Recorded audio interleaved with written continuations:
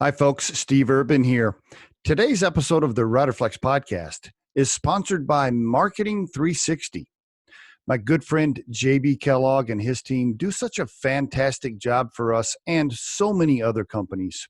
Marketing 360 is the number one platform for small business, and it's everything you need to grow your business. If you need marketing support, I really encourage you to contact them at marketing360.com/Riderflex, and we'll add that link to the description of this episode for easy reference. Derek Forbes on the Riderflex podcast today. How you doing, Derek? Hey, Steve. I am great. Thank you for having me on the show. I love that accent. So that's the first thing I want to talk about. That's the New Zealand accent, right? That's right. Yeah, I'm a Kiwi, as we're called, living in Los Angeles. Though been here for about 10 years. About 10 years. Okay. Well, talk to us before we get into Stardust and your career. Talk to us, give us some personal stuff, your family, where you grew up, stuff like that real quick. Yeah, well, I grew up in New Zealand, and so that's where my family are from. And what part? In Auckland. Auckland's Okay. the biggest city down there. Beautiful part of the world. And New Zealand's just a great country generally, but a really good place to grow up. And went to school and university there. But joined a company in the software industry, a startup actually, when I was right out of college, called Vista. Hold on a minute. I want to ask you about your family. I want you to tell me. So, are you the only kid? What'd your parents do? Let's talk about that first. I have two brothers. I have an older brother and a younger brother. They're both in tech as well. Okay. And my dad's an engineer. Yeah, my parents are both still in New Zealand. Are they? Are they? Okay. Do they miss? I'm sure you miss them, right? How often do you go back? I get back about once a year normally. I spoke to them just last night though. They're good, and they had all these travel plans for this year, but they're having second thoughts now with virus breaking out all over the world. Right, exactly. It's killing the travel plans. By the way, there's a little bit of background noise. It sounds like somebody's building something on the side. What's going on there? You know what? There's a ping pong table right outside the door of this meeting room. And, there is. Okay, for the listeners, we got ping pong action going on. Wow, is that part of the office environment? It is. That's right. It's classic LA tech startup environment. That's a cool thing. Okay, well, sorry, I didn't mean to get off track. So, two brothers. Your dad was an engineer, a software engineer, or no? No, a chemical engineer actually. He specialized in building paper mills. Doing wood and paper, and so that was actually pretty interesting because kind of took him on projects all around the world building those. Is he retired? He is now. Yeah, that's right. And all three of the boys are in tech? Yeah, that's right. Wow. Kind of up there. Mm-hmm. Okay, then how about yourself? Are you single, married, kids? What's going on? This is not a regular job candidate interview, so I can ask you whatever. Sure. I have a girlfriend here in LA. We've been together for about a year, or almost a year and a half, actually. Yeah, year and a half, and she's from there. She is, yeah. Well, now you had the accent. I mean, so you were just automatically like, I mean, you just go out, you start talking, and the girls just come over to you, probably. I mean, it's not a bad thing in LA. I definitely did that. Very good. Okay, I had no kids yet. Correct. Yeah. Okay. Kids. All right. I just wanted to get some personal stuff real quick before we jumped into the career. Okay, so you go to Auckland University in New Zealand. You major in computer science. Mm-hmm. You know right away you want to be in tech. I mean, you that was your goal right away. Yeah. Well, I did 2 degrees actually in computer science and in business, and I see that. Okay. I chose that based on talking to my older brother's best friend who gave me some advice, and he said if you want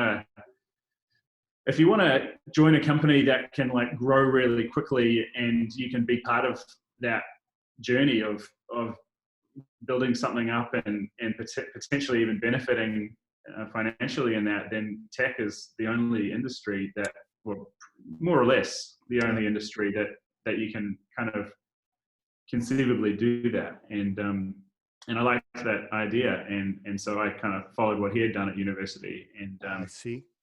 yeah, so yes, that was kind of the plan. And I also, was kind of tech oriented and liked computer Oh, science you did. naturally. Okay, great. So did you like teach yourself like how to code in high school even before college or no? A little bit. My older brother actually was way into that. And so I kind Really? of yeah, got a bit off him. Okay. But Okay. yeah. All right. And then what, how did you get to Vista Entertainment Solutions? Did they recruit you or how'd you get there? Well, so while I was at university, I needed a summer job, Ah, a part-time job to kind of pay for beer and stuff. all right. And Exactly. I mean, yeah. so I went to the student job office, and there was this company advertising for a part-time software developer to help them write some things. And it And was this little company called Vista, which was just, I was the fifth person to join that oh, when I joined. what? Okay. I didn't know that. Wow. Now that's a Yeah. story right there. Is big because how many employees do they have now? Well, a lot. It's a big public company now Yeah. with over 800 people around the world. Wow. You were employee number 5. Holy cow. Okay. Yeah. Wow. Yeah. And when you went to talk to them, were they like, "Hey, listen, we're going to be an entertainment company," and you're thinking, "Yeah, okay, whatever. I just need a little job to." You probably had no idea they were going to be that big, right? Well, sure. Yeah. I mean, they were doing software for movie theaters, doing like ticketing and point of sale software, and so they had some customers in New Zealand, but it's a small country, so there's not that many cinemas there. Okay. Okay. But yes, it seemed like a pretty kind of quirky sort of niche industry, Yeah. but a fun one. And I liked the people, and I liked that it was a small company, and Cool. they had global ambitions even then. And that's exactly what happened. We kind of Wow. ended up being the kind of dominant provider in that software space all around the world. And you moved up there over the years. You started in what, 2000? Right. And Mm-hmm. you moved up. You just one promotion after another until eventually you ended up becoming what, the president in the U.S. Walk us through a little bit of that.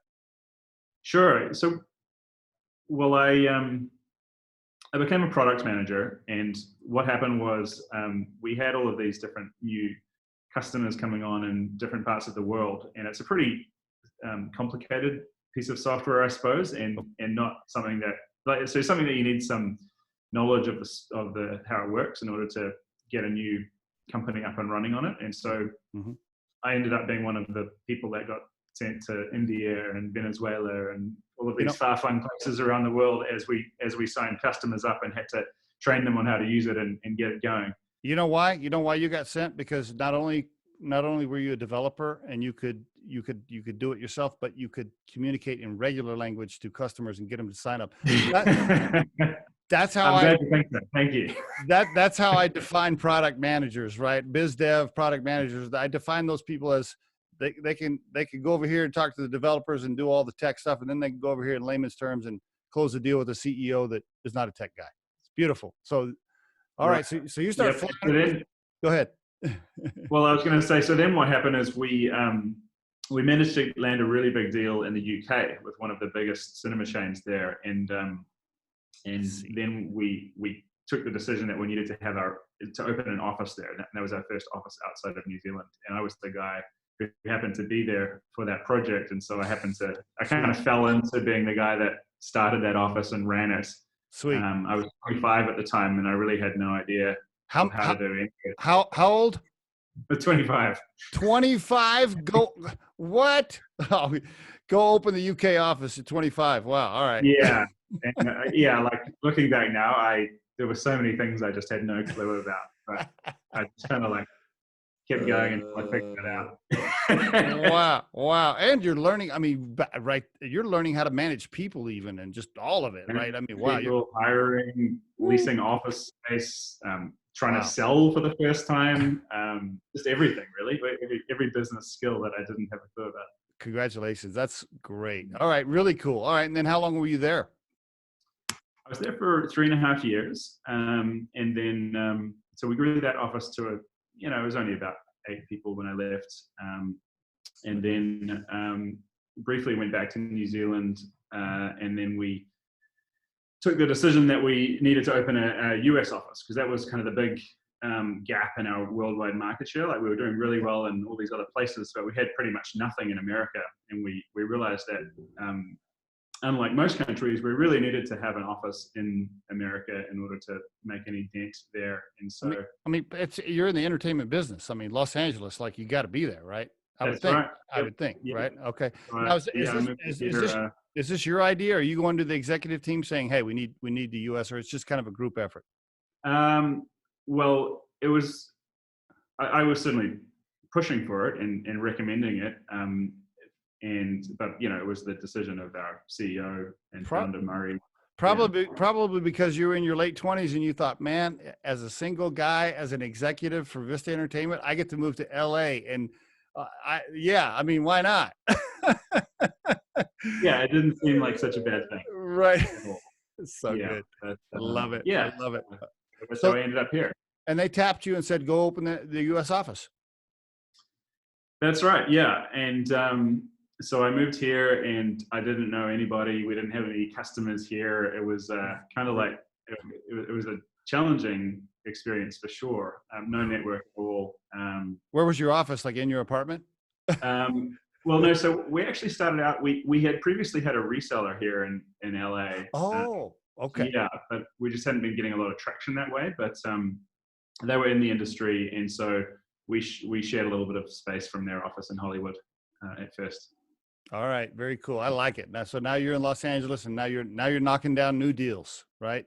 Yeah. And the thing about the cinema industry is in the US is that there's all these regional chains that are just located all over the country in kind of far-flung places. And so there was a lot of flying involved. I think, a good amount of time on planes. Are you a 1,000,000-mile guy?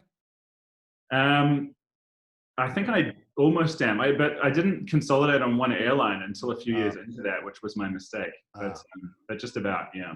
Gotcha. All right. Wow, great career at Vista. So you stay, correct me if I'm wrong, you stay through 2016, and then what happens? Talk to me about Vista Group Limited, because then I think you jump to that. Walk us through that transition, if you don't mind. Sure. Yeah. So Vista, I suppose we, I don't remember the exact year.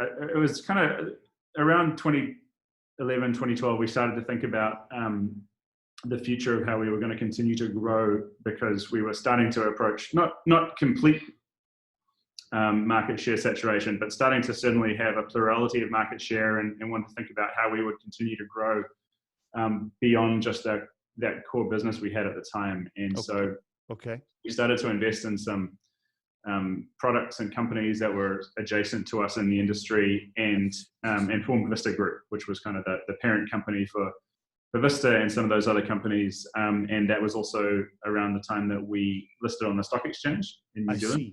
I see. Yeah. I see. Okay. Very good. And so I became Chief Operating Officer of Vista Group, which was the parent company, in 2016. And you still are today? Yeah, but only for about another week and a half. another week and a half, because you went to the board and the CEO and you said, hey, I want to do my own thing. I'm ready to do something else. And I got this idea, Stardust. Okay. Perfect transition. So walk us into how Stardust Entertainment, the app, came to be. Walk us through it. Go ahead. Sure. Well, it kind of had dual origins. On the business side, I was in the entertainment industry here in LA, and and spending time with executives, marketing executives in particular, at the studios and the cinema companies, and kept hearing about the challenges that were involved when they release a new title, whether it's a movie or a TV show, and in terms of how to identify an audience of people that would be likely to be interested in that title, and then to connect with those people and make them aware of it. I see. Yeah, that's one of the reasons that that franchises are so popular, because they already know who that audience is, and so they can kind of get those same people back again. Okay. But with other titles, that's not the case, and so so that was kind of one angle of it. It's like, well, what if we had a place where people kind of shared their interests in using some AI and data, we can kind of work out who's likely to be interested in this new title based on what they've liked in the past. Now, these are conversations you're having with some of your clients, some of your marketing buddies in the entertainment. This is stuff you're tossing around over a period of time. Correct. Yeah. And then I guess the other angle was kind of from a user perspective myself, like, a few years ago when Game of Thrones was like huge and I was a big fan, and, every time I watched an episode, I would want to go and talk to anyone else who was a big fan and kind of talk about what just happened and theories. And, and there just wasn't really a good place where I could kind of do that. And so that was the other thing that sort of led to this idea of having an entertainment oriented social platform. And was that you? Did you did you eventually say, all right, I'm going to build an app for this? I mean, was it you? Was it some buddies? Is there a co-founder? Is it just you? It's primarily me. There were some other people who I was having those conversations with who are friends of mine in the industry. A couple of people who invested a bit of money, but primarily me. Okay. So then you get this idea and you decide, I'm going to do this. What made you want to walk away from, hell, you probably could have stayed at Vista forever, right? I mean, you were employee number 5. You're giving up your big salary over there, all that comfy, the cushion of benefits and equity or whatever, shares of stock, which you probably have since you were employee number 5. And you're going to walk away from all that and start your own thing? It's totally risky, right? I mean, scary. Sure. Yeah. And objectively, there's a lot of reasons not to do that. The more successful you are inside a company, the bigger a risk and the more you're leaving to go away and start a startup. You're ready though. You started at what, 2 years? You kind of eased into it, right? Because you started in 2017. Yeah, that's right. We've been building it, and I've sort of been doing that part time whilst also being at Vista. So that certainly helps in terms of de-risking a little bit. Was Vista like, hey, bro, how much time are you spending on that other gig? Because they've been very supportive. So they were actually our first investor, other than myself. Oh, perfect. Okay. Yeah. So they're well aware of it and they're supportive of it. I see. Very good. You made them a partner early on. Good for you. Good for you. Yeah. And then you got it going. And how long did it take you to get to revenue for Stardust? I'm guessing you got revenue coming in now. No, we're you're still pre-revenue. Yeah. Okay. So we've been building it for a couple of years and fleshing out the functionality, but now we're just ready to start ramping it up and getting it in front of a much larger group of users. And there's certainly no shortage of ways to monetize it once we get to the number of users that we're targeting. Oh yeah. I mean, so what happened? Eventually you got it to a point where you just went to the board at Vista and said, look, if we're going to make Stardust go, I have to just go all in. It's time for me to go all in at this point. And is that what happened? And I'm guessing since they were investors, they were finally like, yeah, go for it. Essentially. Yeah. That's what happened. Yeah. Okay. How many, give the listeners a quick overview, like today, as of today, give us the 2-minute Stardust overview. Go for it. Yeah. Well, it's a social platform that's all about movies and TV shows. So you can go there and see what other people are saying about the latest episode of your favorite show. You can read articles and see people's reactions if they've just walked out of the movie theater and what they were saying about a movie. And the experience is customized around all of the titles that you're into. So you can follow, if you're into Mandalorian and Game of Thrones and the new Netflix Love is Blind, then that's an eclectic mix of things, but you follow the things that you're into, and then your home feed will be tailored to that, and you'll see only stuff about the titles that you're interested in. And then it also has a discovery aspect. So based on the titles that you like, there's this sea of content that's out there now on all of these streaming platforms, and so we've used some machine learning to help give you tailored recommendations of what you might want to watch next based on how you've rated titles that you've seen so far. I see. Okay, very good. So my wife is a huge Walking Dead fan, which I'm not, but my wife is. So what you're telling me is, so layman's terms here for me. So what you're saying is she watches an episode and she's that's hitting her phone. She can comment on it. She can make a video about it. She can see what other people are saying about the show, etc. And then also once she's in there, if other shows like that are coming around, she'll say, it'll tell her, it'll be like, hey, by the way, if you like Walking Dead, you're also going to like this, blah, blah, blah. Is that? Yeah. So we have a recommendations section, and every week we basically give each user 5 titles that we know that they're going to love based on the titles that they've liked so far, and we refresh that each week. So you know, if you're sitting at home on a Thursday wondering, well, what should I watch now, and you don't want to just endlessly scroll through Netflix and land on, you know, some dating show, right. You can go in there and we'll give you 5 solid recommendations that we are pretty confident that you're going to love and will not regret spending your time on. Do you have your revenue plan built, or are you still pivoting a little bit? Do you know what are you going to charge like the studios to pitch certain, like what's the revenue stream? Yeah, no, it's going to be advertising based and primarily about targeting people with content that they're interested in. So it's a model that actually works well for the users as well, because they want to discover this kind of content. But that can also be funded by the studios that are looking to market this content to audiences. I see. Mm-hmm. So when I knew we were going to do the interview, I downloaded the app, of course, and studied everything, right? And I'm playing around with it and stuff. My immediate reaction was, I'm 52, so I don't know what your target age group is. I'm guessing younger than me. But my immediate reaction was, wow, this is like, I don't know if you're going to hate me for saying this, or maybe you're going to correct me for saying this. My immediate reaction was, this is like TikTok for movie lovers, almost, kind of. Do you hate that? I don't hate that. Yeah, I mean, I think, well, TikTok's been exploding lately, so I mean, it's certainly don't hate any comparisons with that. Right, it's the most exploding app on the planet, I think. Yeah. So that, you know, some people have described it as like Instagram meets Yelp for movies and TV, but yeah, okay. TikTok, sure, it's certainly there's a strong video aspect to it, but ultimately it's a social platform all about movies and TV. Yeah, but it lets people create videos of themselves, which is the hot thing right now. Like everybody wants to be on video. Everybody's walking around and making a video. You know, they're all doing it, right? So it's perfect timing. I mean, that's what I thought when I saw your app. I was like, well, hell, this is like what everybody loves doing right now, and everybody loves movies and TV. So perfect. So nobody else doing this? You got any competitors?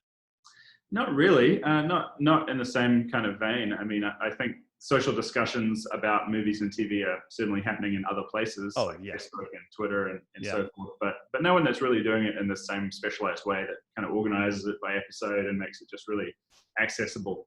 Is there anything in there that's like patented or trademark stuff, like anything you can like protect, or it's just a speed to market at this point? Yeah, it's a speed to market thing. Yeah. Okay. All right. I was trying to figure that out as well. How many, what do you call it? Users, downloads? I don't know how you rate how do you grade yourself? Yeah. Well, we're just over 100,000 users. All right. Well, I was 100,001 because I downloaded when I was studying. I'll tell my wife about it when she gets home too. She'll probably like it as well. So your pre-revenue, how are you paying yourself? You're living off of the investment cash right now, or you just went without salary? You want to share that with the group? I'm not taking a salary myself, but yeah, we do have a team, and we're paying them, and that's paid for from our investment funds. We run a pretty tight ship, so you know we're not spending extravagantly. I first of all, I totally respect that. So you've told your investors, hey, whatever money you get, I'm just trying to get this thing off the ground. I'll pay my people. I'm not even going to take a salary for right now. Let's just get this thing off the ground. Mm-hmm. I'm sure your girlfriend loves the fact that you're not bringing in any money right now. You told her like, hey, I'm going to start this company. And she's like, oh, well, that's great. How much does that pay? Well, nothing, but it's going to be.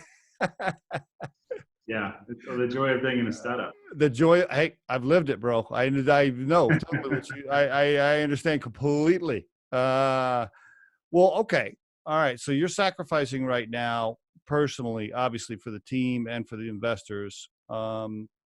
When do you, what are you targeting? Did you already answer that and I missed it? Or when are you targeting revenue? next year? Certainly next year, yeah. But our big focus right now is user growth, and Yep. to achieve that, most likely doing some partnerships with some existing brands. So that's kind of our big focus at the moment. Okay, very good. How many employees? We have 4 full-time at the moment. Okay. Yeah. All right. Let me ask you a little bit, just a couple of questions on that. So culture-wise, Mm-hmm. what kind of culture does Derek want to build now for his new team out in LA? So let's say you put out a job, whatever it is you want to hire for. Let's say you meet somebody that they have the skill set. So let's set that aside. Let's just say they're qualified. What kind of personalities and styles are you looking for in this culture you want to build? Because now here's your chance to build another culture from the ground up, which you did already once at Vista. How do you want to build this one? What are you looking for? Well, yeah, I think when you have a small team, it's important that everybody is an A player, and is really good at what they do, is passionate about it, committed to their work and to the company and to what you're trying to achieve. I think we've done a pretty good job so far of finding some people like that. I suppose a culture of working together as a team to overcome challenges and being all in together. Well, it sounds like somebody was playing ping pong earlier, so it sounds like it's a decent culture so far. That's right. Somebody wasn't being passionate enough about their work. Well, you only have 4 employees, and it takes 2 to play ping pong, and you're 3, so that means there was 1 guy working. No, I'm just kidding. We share space with another company, so I'm just kidding. Folks around that play ping pong. No, I'm just joking around. You've interviewed and hired even at a young age, because you're still a pretty young guy. But you've already interviewed and hired a bunch in your career. Do you have a favorite interview question or two that you like to ask? I went through a phase of kind of having interesting questions, but now it's really just about assessing whether they're a good fit for the job and for the company. And so I tend to focus on skill-based questions, and then the other stuff is really less about even the question that's being asked and more just kind of feeling them out in terms of how they respond to how they approach questions, and whether they'd be a good sort of cultural fit for our team and that kind of thing. Why did you want to do this? I mean, why were you just dying doing your own thing? Was that a bug? Was that an entrepreneurial bug down in your gut for a long time? Why'd you want to do this? I think I'm just cursed with this burning desire to build things, like companies. Right. So as great as it was to be an executive at a big company, that wasn't kind of scratching that recurring itch of making something new and building it. Yeah, I would say that's probably right. I mean, you employee number 5, you helped build Vista from the ground up, and you got it to a safe, secure, cushy kind of place. And then you're like, that's not scary enough for me. I want to build something else. I like that. Mm-hmm. Very good. Okay. Just a couple more questions here. So, by the way, what's the biggest difference between New Zealand and the U.S. in your opinion, from a food and culture perspective? I know there's a million, but yeah. What just describe for people that have never been over there. Just give us your quick take on it. Biggest differences. The biggest difference is that in New Zealand, people would think you're crazy if you dipped your pizza in ranch. And they're like, but here, they think you're crazy if you don't. What do you mean, put ranch in your pizza? You out of your mind? That's pretty funny. Oh no, that's good. That's good. A bunch of food differences, or no? Oh. I think both countries are fairly sort of like fusioned these days in terms of the types of restaurant that there are around. New Zealand's an island nation, so there's a lot of great seafood. I see. You get that here as well. So, are people friendlier there or in LA? The great debate. I think people are pretty friendly in both places, to be honest. Okay. That's a safe answer, Derek. That's a safe answer. Oh man. Okay. Yeah. I was going to try to box you in there a little bit, but you're not going for it. Okay. All right. So at this stage, now where you're at, Mm-hmm. You've had a great career already, but I mean, congratulations on everything you did at Vista, and having the guts to step out and start something like you're doing at Stardust and take no salary and I'm guessing you put a bunch of your own money in it as well. I'm just assuming. Sure. Yep. So ballsy move, my friend. So I kudos. But at this stage, when you look back, if you could call your 21-year-old self, I'm guessing you were, I don't know, somewhere 2021 coming out of Auckland. If you could call that young man and tell him anything today, what would you tell him? Ooh, that's a good question. Read more books. Really? Oh, I don't know. Maybe listen to my parents a little bit more, because it's only when you get older that you realize that a lot of the stuff they're telling you actually made sense. You just didn't see it at the time. Your dad, your mom and dad are going to love that when you share this podcast with them. They're going to like hearing that. They're going to like it. Now, are you going to hire your brothers, by the way? Are you going to bring any family members on or no? Well, both of my brothers have their own tech companies. So they do. Yeah. Wow. So okay. So they're entrepreneurs too? Yep. Yeah. My older brother's been running his company for a while now. He's currently living in Canada, setting up their office there. You guys like risk. You the brothers. You guys like a little risk going on. You got to keep it exciting. Seems to run with family. Well, okay, very cool. I got one more question for you. One more good one here. Mm-hmm. So, if you had to define your core purpose in a sentence or two, and I didn't don't give me the, I want to make the world a better place or some cheesy like that. Come on now. Like, go a little deeper. If you had to define your core purpose in life, what would it be? For myself or for Stardust? Maybe you can tie them together a little bit if you want to, but really for yourself is what I'm after. You know what? That's a pretty good one, because I don't have an answer ready. And that's okay. I probably won't have an answer for another 50 years or so. Like, I think we're all still figuring that out. But, the chairman of Vista Group, who's a really good guy, he likes to say at Vista, and I borrow this now for Stardust, is that we do good things with good people. I like that. Yeah. By the way, don't feel bad about not having an answer, because I will tell you that I was about to turn 50, and I was having a glass of wine with a buddy of mine on a back porch of his startup. And he asked me that one afternoon. He said, Steve, what's your core purpose, man? And I tried to give one of those answers like, I just, I want to make the world a better place or something like that, And he was like, come on, bro. No, seriously. Like, what's your real core purpose? I didn't have an answer either. I drove home that night, Derek. I walked in, my wife was in the kitchen. She's like, what's wrong with you?